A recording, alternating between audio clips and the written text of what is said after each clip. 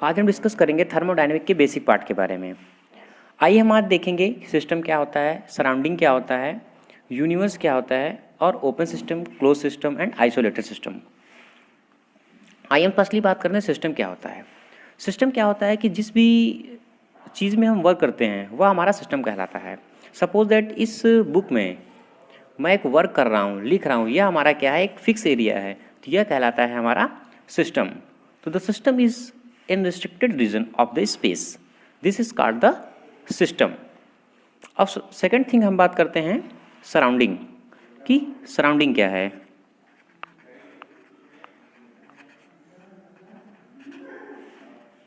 Surrounding क्या होती है?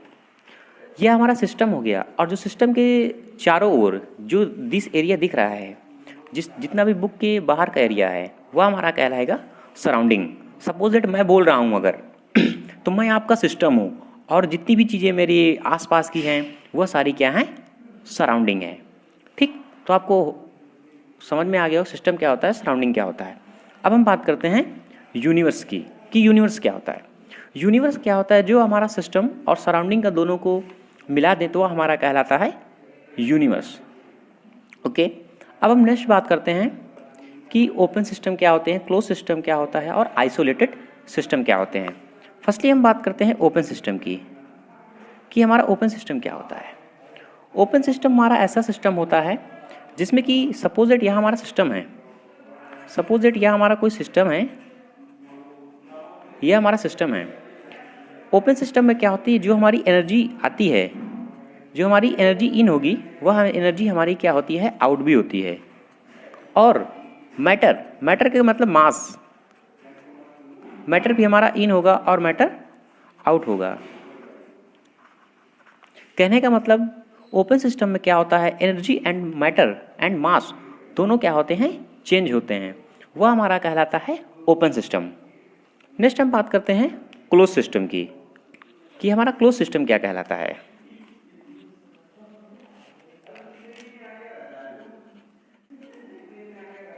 क्लोज सिस्टम, हमने ओपन सिस्टम देख लिया है, क्लोज सिस्टम की बात करते हैं। क्लोज सिस्टम हमारा ऐसा सिस्टम होता है जिसमें हमारी एनर्जी तो चेंज होती है। कहने का मतलब सपोज दैट ये हमारा सिस्टम है, ये हमारा सिस्टम है, 1 मिनट, यह हमारा सिस्टम है। तो इसमें क्या होता है, क्लोज सिस्टम में हमारी जो एनर्जी होगी, क्या एनर्जी हमारी इन होगी और एनर्जी आउट होगी, बट जो हमारा मैटर है, मास है, वह हमारा चेंज नहीं होता, तो वह हमारा कहलाता है क्लोज सिस्टम। जैसे कि हम बेस्ट एग्जांपल लेते हैं, जैसे हमारा पिस्टन होता है, सिलेंडर पिस्टन होता है, वह हमारा कहलाता है क्लोज सिस्टम का एग्जांपल।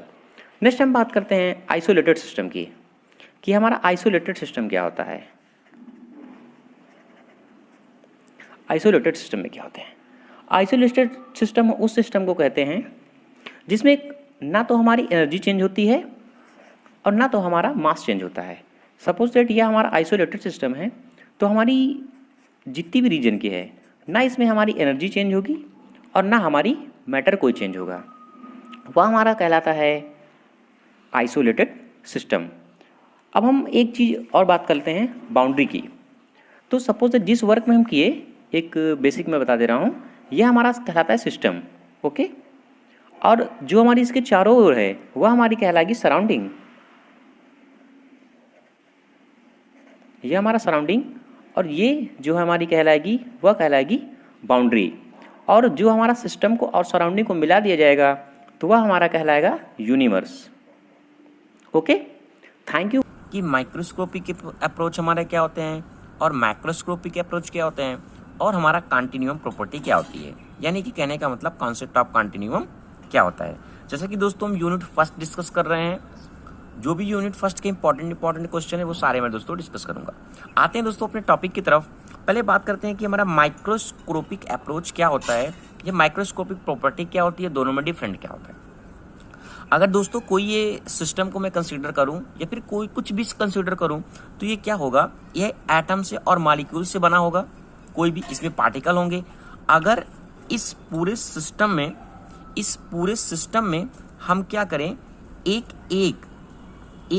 मॉलिक्यूल्स का, एटम का अध्ययन करते हैं, स्टडी करते हैं, बारीकी की स्टडी करते हैं, डीपली स्टडी करते हैं, तो वह हमारा कहलाता है माइक्रोस्कोपिक अप्रोच। कहने का मतलब इस तरीके में जो भी हमारी माइक्रोस्कोपिक प्रॉपर्टी होती है उसमें जो हम स्टडी करते हैं वो हम कैसे करते हैं, एटॉमिक एंड मॉलिक्यूलर लेवल पे स्टडी करते हैं। ओके, अब इसका कैलकुलेशन के लिए कि कोई भी हमारी प्रॉपर्टी के लिए इसको, इसलिए हम इसे कहते हैं स्टैटिकल थर्मोडायनेमिक। इसको कैलकुलेशन के लिए इसलिए हम कहते हैं इसको स्टैटिकल थर्मोडायनेमिक भी कहते हैं माइक्रोस्कोपिक अप्रोच को।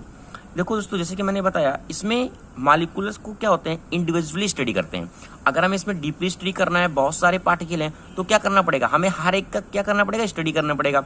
इसकी भी स्टडी करनी पड़ेगी, स्टडी करनी पड़ेगी, मतलब हर एक पार्टिकल का इंडिविजुअली स्टडी करनी पड़ेगी कि इसका मोमेंटम क्या है, इसकी वेलोसिटी क्या है, इसकी काइनेटिक एनर्जी क्या है। तो हर एक पार्टिकल का इंडिविजुअल स्टडी जब हम करते हैं तो हमारा कहलाता है माइक्रोस्कोपिक अप्रोच। और क्या होता है, लिखा जैसे कि वेलोसिटी हो गया, kinetic energy and momentum not be sense by human. इसमें क्या होता है, जो हमारी माइक्रोस्कोपिक प्रॉपर्टी होती है, जैसे हमारी कुछ सेंस वाली चीजें होती हैं, जैसे हमारा टेम्परेचर हो गया या फिर हमारा प्रेशर हो गया, तो हम बता सकते हैं कि हमारा टेम्परेचर कितना है, इस बॉडी का प्रेशर कितना है। बट इस कंडीशन में ऐसा नहीं होता, क्योंकि जैसे कि हमारी एंट्रोपी होगी, क्या हम सेंस कर सकते हैं, नहीं सेंस कर सकते। तो इसमें क्या होता है, जैसे हमारी एंट्रोपी हो गई या वेलोसिटी हो गई, काइनेटिक एनर्जी, इस तरीके से हम क्या करते हैं, इसमें स्टडी करते हैं। A large number of variable is required. अगर सपोज दैट, ये मतलब क्या है, large number of variable is required, इसकी स्टडी करने के लिए हमें लार्ज नंबर ऑफ वेरिएबल की रिक्वायर्ड होती है। कहने का मतलब जितने भी हमारा ज्यादा पार्टिकल होंगे, जितना पूरे सिस्टम में ज्यादा पार्टिकल होंगे, हम ज्यादा कंसीडर करेंगे, उतनी हमारी स्टडी क्या होगी, अच्छी होगी, वो हमारी माइक्रोस्कोपिक अप्रोच के अंतर आएगी। कहने का मतलब किसी भी चीज को बारीकी से अध्ययन करना, हर एक पार्टिकल के बारे में अध्ययन करना, उसकी वेलोसिटी क्या है, मोमेंटम क्या है, एक एक पार्टिकल को स्टडी करना, वो हमारा कहलाता है माइक्रोस्कोपिक अप्रोच। अब दोस्तों समझ में आ गया होगा कि हमारा माइक्रोस्कोपिक अप्रोच हमारा क्या होता है और इसमें क्या क्या चीजें हमें लिखना है।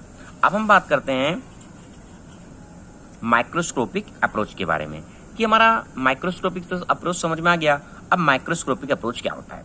माइक्रोस्कोपिक अप्रोच क्या है, सपोज दैट हमारा ये कोई पार्टिकल है, कोई भी सिस्टम है, वो क्या होगा, इसमें भी नंबर ऑफ द पार्टिकल से बने होंगे, ठीक है, इसमें मॉलिक्यूल्स होंगे, सब कुछ होंगे इसमें।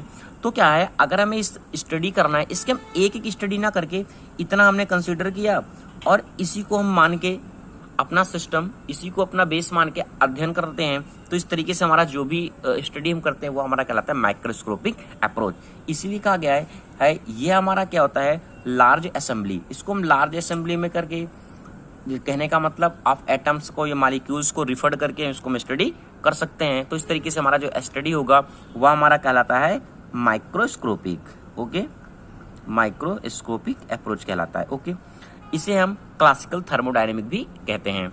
और क्या होता है दोस्तों, और इसमें हम क्या करते हैं, जैसे कि हम यहाँ क्या करते थे, माइक्रोस्कोपिक में हर एक पार्टिकल का इंडिविजुअल स्टडी करते थे। यहाँ हम कह सकते हैं एवरेज मान के भी स्टडी कर सकते हैं, इसलिए हम इसके कहते हैं एवरेज वैल्यू। हम इसमें क्या करते हैं, एक एवरेज वैल्यू को कंसीडर करते हैं। सपोज दैट ये सिस्टम मान लिया और भी सिस्टम मान लिया, मतलब एक पार्टिकल की हमें स्टडी करने की जरूरत नहीं है, वह हमारा कहलाता है microscopic approach. Sensed by human property and the temperature. कहने का मतलब इस सिस्टम में हम बता सकते हैं कि माइक्रोस्कोपी के अंतर्गत किसकी टेम्परेचर क्या है या प्रेशर क्या है, मतलब हम ह्यूमन बॉडी से क्या कर सकते हैं, सेंस कर सकते हैं। तो उस तरीके से हमारा जो भी स्टडी होगा वो हमारा कहलाएगा microscopic approach. Few property are required to describe the system. इसमें बहुत ज्यादा प्रॉपर्टी की रिक्वायर्ड की जरूरत नहीं होती कि हमें हर एक सिस्टम की बहुत ज्यादा प्रॉपर्टी चाहिए तभी हम इसको स्टडी कर पाएंगे। अगर हमारी फ्यू प्रॉपर्टी भी है, कुछ थोड़ी थाड़ी प्रॉपर्टी भी है, जैसे कि हमारा प्रेशर क्या है, टेम्परेचर क्या है, ठीक है, जो जो थोड़ी थाड़ी प्रॉपर्टी में फ्यू प्रॉपर्टी से भी हम काम चला सकते हैं कि इस बॉडी का, इस सिस्टम का हमारा क्या अध्ययन होगा, इसकी बिहेवियर कैसा होगा। तो इस तरीके से हमारा कहलाता है ये माइक्रोस्कोपिक अप्रोच। अब दोस्तों हम बात करते हैं कॉन्सेप्ट ऑफ कंटिन्यूम की। जो दोस्तों हमारा कॉन्सेप्ट ऑफ कंटिन्यूम होता है, ये भी हमारा एक माइक्रोस्कोपिक के अंतर्गत आता है। तो कहने का मतलब system is considered as a continuum, हम माइक्रोस्कोपिक में स्टडी कर सकते हैं। कॉन्सेप्ट ऑफ कंटिन्यूम दोस्तों हमें यह बताता है कि कोई भी हमारा सिस्टम है उसमें हम कितना वॉल्यूम कंसीडर करें उस अध्ययन के लिए, उसके स्टडी के लिए कि जो भी हमारा सिस्टम हो वो कंटिन्यूम हो और हमारा जो सिस्टम हो वो कंटिन्यूम बताए, हमारी यानी स्टडी पूरी तरीके से हो जाए, उसके लिए हमारा बताता है कि हमें कितना वॉल्यूम कंसीडर करना है। ये हमारा बताता है कॉन्सेप्ट ऑफ कंटिन्यूम। देखो कंटिन्यूम का मेन मतलब क्या होता है कि continuous distribution of matter without cavity और वाइड्स। इसका मतलब क्या है कि कह रहा है कि concept of continuous distribution of matter without cavity और वाइड्स। कहने का मतलब कोई भी सिस्टम है, ये क्या होगा, पार्टिकल से बना है, ऐसे ऐसे ऐसे ऐसे ऐसे ऐसे डीपली खूब पार्टिकल से बना हुआ है, या फिर हम कह सकते हैं सबने मैंने ऐसे कंसिडर किया, ऐसे ऐसे सीरियल वाइज बने हुए, ठीक है। इसमें ना कोई कैविटी है, ना कोई वाइड्स है, ना कोई गैप है, मतलब सीरियल से एक तरीके से बने हुए हैं। बट एक सिस्टम को मैंने इस तरीके से कंसिडर किया दोस्तों, देखो इस तरीके से कंसिडर किया और इसमें एक पार्टिकल यहाँ है, एक पार्टिकल यहाँ है, एक पार्टिकल यहाँ, ये क्या है, वाइड्स हो रहे हैं, गैप क्रिएट हो रहे हैं। तो इस तरीके से हमारा जो सिस्टम होता है ना, वो हमारा सिस्टम कॉन्टिन्यूअस नहीं होता। तो ये कह रहा है कि continuous distribution of matter without cavity और वाइड्स। करिए हमारा जो भी हमारा सिस्टम है, कंटिन्यूअस सिस्टम हमारा तभी कहलाएगा जब हमारा उसमें कोई वाइड्स नहीं होनी चाहिए और कोई कैविटी नहीं होना चाहिए, वो हमारा सिस्टम कह रहा होगा कॉन्सेप्ट ऑफ कंटिन्यूम होगा, ठीक है। जैसे कि मैंने बताया ये किसके अंतर्गत आता है, माइक्रोस्कोपिक हमारा अप्रोच के अंतर्गत ही आता है कि कॉन्सेप्ट ऑफ कंटिन्यूम में यही बताता है कि मिनिमम लिमिट ऑफ वॉल्यूम, इस सिस्टम को अध्ययन करने के लिए पूरा हमें कितना लिमिट ऑफ वॉल्यूम उसको कंसीडर करना है कि हमारी जो भी हम स्टडी कर रहे हैं उसके बिहेवियर को वो हमारे पूरी तरीके से स्टडी हम कर सकें। ओके दोस्तों, लिमिटिंग वॉल्यूम कंटिन्यूअस लिमिट। अब देखते हैं दोस्तों इसका ग्राफ क्या कहलाता है। ये हमारा है जो ग्राफ बना हुआ है, ये डेंसिटी है और ये वॉल्यूम के बीच में हमारा ग्राफ बना हुआ है, ठीक है। जैसे कि मैंने बताया क्या बताता है, मिनिमम लिमिट ऑफ वॉल्यूम में कितना कंसीडर करना है। अगर हमारा जो रीजन है, रीजन हमारा कंटिन्यूम कब कहलाएगा, जब उसकी लिमिट जो है इसमें बिल्कुल एग्जिट करेगी। तो दोस्तों ये बताता है कि हमारा अगर कोई भी सिस्टम है अगर ये कंटिन्यूअस आ रहा है तो हमारा जो ये रीजन कहलाता है वो हमारा रीजन होता है रीजन ऑफ कंटिन्यूम। ओके दोस्तों, अगर हम वैल्यू को कम कंसीडर करते हैं, अगर वैल्यूम हमें जितना लेना है उससे हम कम वैल्यूम लेते हैं तो हमारी प्रॉपर्टी क्या होगी, डिस्क्रीट हो जाएगी। तो वही हमारा कहलाता है, ये हमारा अगर हम वैल्यूम कम कंसीडर करते हैं तो रीजन ऑफ डिस्क्रीट पार्टिकल, हमारा वो प्रॉपर्टी क्या होती है इस साइड की, वो हमारी कहलाती है region of discrete particle.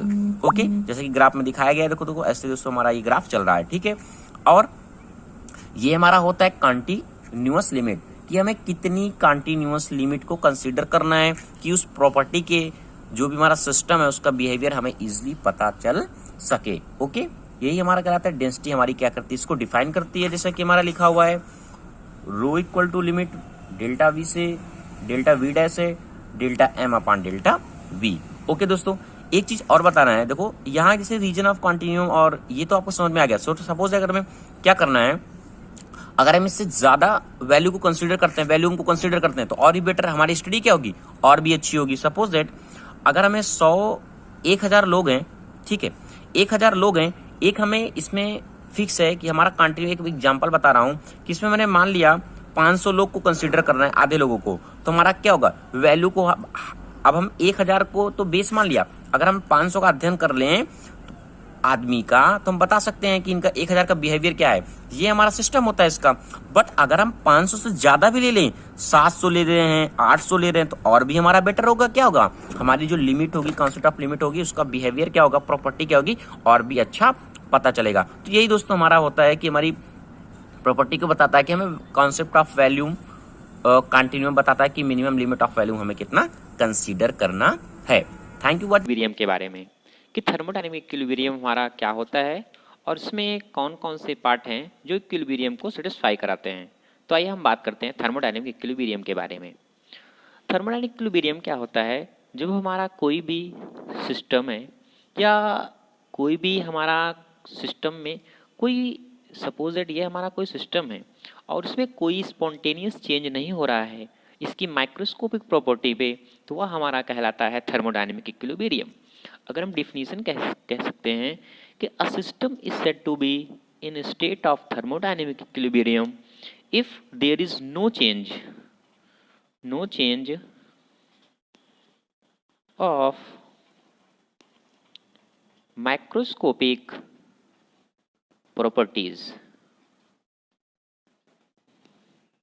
properties, this is called thermodynamic equilibrium।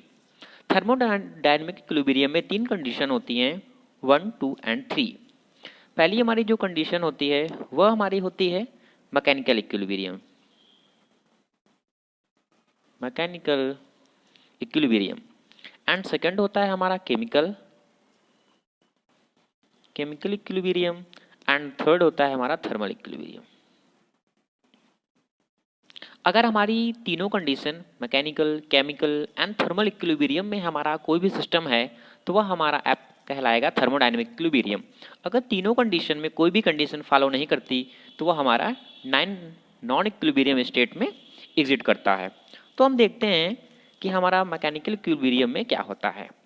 Mechanical equilibrium में क्या होता है कि कोई भी हमारा प्रोसेस, जो हमारा फोर्स है, कोई भी उसमें अनबैलेंस फोर्स नहीं होना चाहिए। अगर हमारा मैकेनिकल इक्विलिब्रियम में मेन पॉइंट हमारा क्या होता है, एब्सेंस ऑफ एनी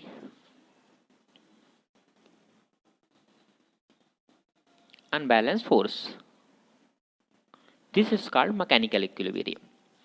अब हम बात करते हैं केमिकल इक्विलिब्रियम। केमिकल इक्विलिब्रियम में क्या होता है कि जब हमारा कोई भी केमिकल रिएक्शन ना हो सिस्टम में, या कोई मैटर हमारा चेंज ना हो one state to other state, in case of diffusion process, वह हमारा कहलाता है केमिकल इक्विलिब्रियम। तो हम कह सकते हैं कि if there is no chemical reaction, no chemical reaction or transfer of matter one portion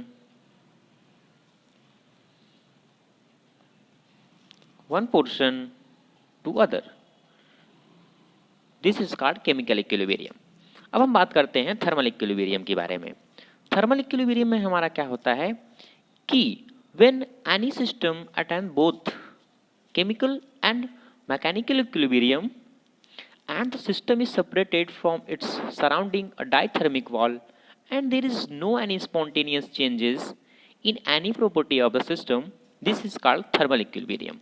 कहने का मतलब कोई भी हमारा सिस्टम अगर दोनों प्रॉपर्टी को, मैकेनिकल और केमिकल, एग्जिट करता है प्रॉपर्टी, और कोई सराउंडिंग में रखा हुआ टेम्परेचर एक डाइथर्मिक वाल में लगा हुआ है और उसमें कोई भी चेंजेस नहीं हो रहे हैं, तो वह हमारा कहलाता है थर्मल इक्विलिब्रियम। इसमें क्या होता है कि no spontaneous changes in any property,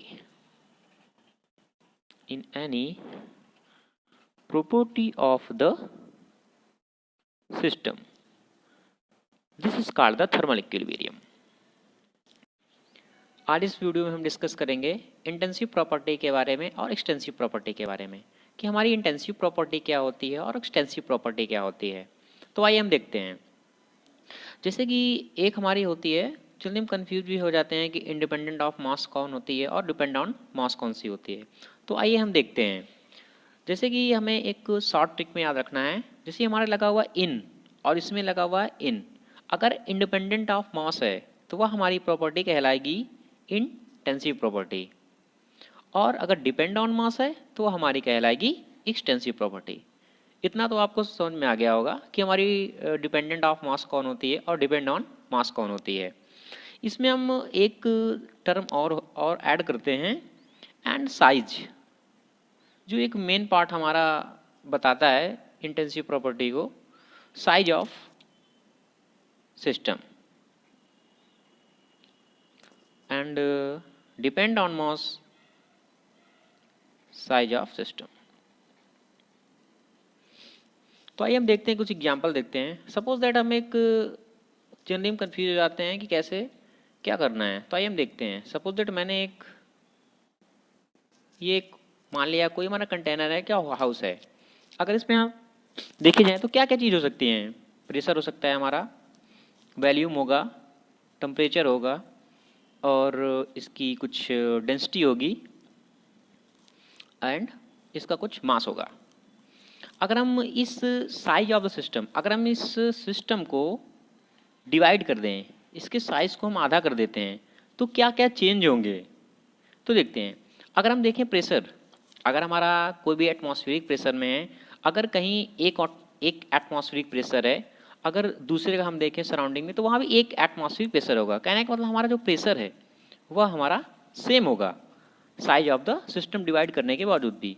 तो ये है डिपेंडेंट ऑफ मास है and size of the system. तो यह हमारा इस तरह का जो हमारा चेंजेस होता है वो हमारा कहलाता है इंडिपेंडेंट ऑफ मास। ये कहलाएगी हमारी इंटेंसिव प्रॉपर्टी। तो इंटेंसिव प्रॉपर्टी में हमारा क्या हो गया, प्रेशर। क्या हो गया, प्रेशर। अगर हम बात करते हैं वॉल्यूम की, श्योर है ये हमारा इतना बड़ा बॉक्स है, अगर इसमें वॉल्यूम पूरे में v होगा तो वॉल्यूम हमारा चेंज होगा। तो इसमें अगर हम v/2 हो गया और ये v/2 हो गया, तो अगर हमारा वॉल्यूम चेंज हुआ तो हमारा वो हो गया एक्सटेंसिव प्रॉपर्टी। फिर हम बात करते हैं टेम्परेचर की। अगर हम टेम्परेचर की बात करें तो टेम्परेचर, अगर हमें एक रूम है, अगर उसमें हमें गर्मी लग रही है तो चाहे हम जिस कोने पे जाएंगे उस रूम पे गर्मी हमें उतनी ही लगेगी। कहने का मतलब हमारा जो टेम्परेचर है वो हमारा सेम रहेगा। अगर हम पार्ट को डिवाइड भी कर दें तो हमारा टेम्परेचर जो है वो क्या रहेगा, हमारा सेम रहेगा। यह प्रॉपर्टी हमारी कहलाएगी इंटेंसिव प्रॉपर्टी। अब हम बात करते हैं रो, डेंसिटी की। डेंसिटी हमारी जो होती है वो इंटेंसिव प्रॉपर्टी होती है। यह इंटेंसिव प्रॉपर्टी क्यों है, क्योंकि अगर हम देखें जो हमारी डेंसिटी है उसमें मास अपॉन वॉल्यूम आता है, इसमें मास भी आ रहा है वॉल्यूम भी आता है। और जो हमारी मास है वो हमारी क्या है, एक्सटेंसिव प्रॉपर्टी है। और हमारा जो वॉल्यूम है वह भी हमारा एक्सटेंसिव प्रॉपर्टी है। अगर हमारा जो रेशियो अगर एक्सटेंसिव प्रॉपर्टी है तो वह हमारा इंटेंसिव प्रॉपर्टी हो जाता है।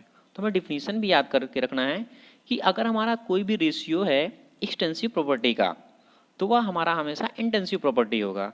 तो कहने का मतलब जो हमारा रो है, डेंसिटी है, वह हमारा कहलाएगा इंटेंसिव प्रॉपर्टी। ओके, अब हम बात करते हैं मास की। मास हमारा एब्सोल्युटली चेंज होगा। अगर यहाँ पूरे में मास m है, पूरा भरा हुआ है, तो यहाँ क्या हो जाएगा, m/2 and m/2। This is called the extensive property. तो हम कुछ एग्जाम्पल की बात करते हैं इंटेंसिव के। जैसे कि हमने बात किया प्रेशर,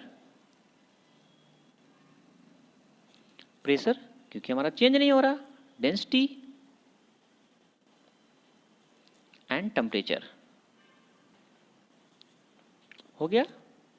और भी हमें जो भी एक हमें कॉन्सेप्ट हमेशा याद रखना है, अगर हम कह सकते हैं height and velocity and viscosity etc, ये जितनी भी हमारी होती है वो हमारी कहलाती है इंटेंसिव प्रॉपर्टी। अब हम बात करते हैं एक्सटेंसिव प्रॉपर्टी की। एक्सटेंसिव प्रॉपर्टी की, एक्सटेंसिव प्रॉपर्टी में हमारा क्या आ जाएगा, वॉल्यूम, वॉल्यूम, एनर्जी, हमारी जितनी भी एनर्जी होती है वो हमारी सब एक्सटेंसिव प्रॉपर्टी होगी क्योंकि डिपेंड ऑन द मास होती है, एंड एंट्रोपी। एक मेन टर्म हम याद कर सकते हैं हमारा स्पेसिफिक। स्पेसिफिक, स्पेसिफिक का मतलब क्या होता है, जो हमारा कोई भी पार्ट है, जैसे हमारी एंट्रोपी होगी, स्पेसिफिक एंट्रोपी, स्पेसिफिक विस्कोसिटी, अगर हम इसको मास से डिवाइड कर देते हैं तो ये हमारा हो जाता है स्पेसिफिक एंट्रोपी। मतलब अगर हम किसी भी प्रॉपर्टी को अगर हम डिवाइड कर दें मास से तो हमारा हो जाता है स्पेसिफिक। ठीक है, तो अगर ये मास से डिवाइड हो गया तो मास कैंसिल आउट हो जाएगा, यानी इंडिपेंडेंट ऑफ मास हो जाएगा। तो कहने का मतलब जिस भी प्रॉपर्टी में अगर स्पेसिफिक हमारा लग जा रहा है, जैसे स्पेसिफिक डेंसिटी, स्पेसिफिक एंट्रोपी, वह हमारा कहलाता है इंटेंसिव प्रॉपर्टी। तो आपको याद रखना है स्पेसिफिक टर्म को, ओके, बारे में और नॉन साइक्लिक प्रोसेस के बारे में। तो आइए हम देखते हैं हमारा साइक्लिक प्रोसेस क्या होता है और नॉन साइक्लिक प्रोसेस क्या होता है। तो थर्मोडायनेमिक में ऐसा प्रोसेस जिसमें हमारा इनिशियल स्टेट और फाइनल स्टेट दोनों आइडेंटिकल रहे, दोनों सेम रहे, तो ऐसे प्रोसेस को हम कहते हैं साइक्लिक प्रोसेस। तो आइए हम देखते हैं हमारी डिफिनीशन क्या कहती है। कहती है कि अ थर्मोडायनेमिक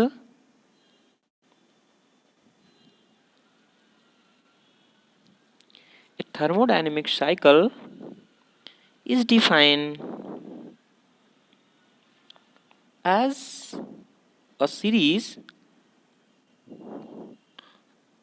of state changes